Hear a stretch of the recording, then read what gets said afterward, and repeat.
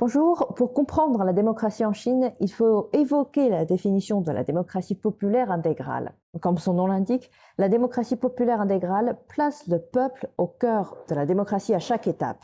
Et ce concept a en effet été consolidé lors de la 6e session plénière du 19e comité central du Parti communiste chinois en novembre 2021. Et pour décrypter cette forme de démocratie, nous l'examinerons bien évidemment sous deux aspects, en termes de procédure et en termes du contenu. D'un point de vue procédural, cette démocratie est permanente, éviter ainsi des périodes de vide démocratique entre deux élections, qui sont typiques, en effet, dans certaines démocraties occidentales. Et dans les pays occidentaux, la population est souvent sollicitée uniquement lors du vote, un vote suivi d'une période pendant laquelle le gouvernement peut paraître en dormance.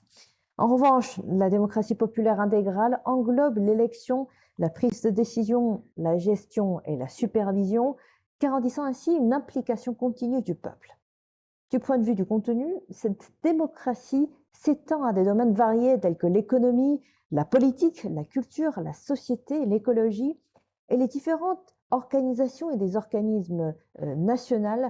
Par exemple, si je prends ici l'Assemblée populaire nationale de Chine, par exemple, assure que les députés représentent un large éventail de professions, des médecins aux ouvriers. Elle reflète ainsi la diversité des intérêts du peuple en favorisant une décision plus scientifique et bien sûr plus représentative.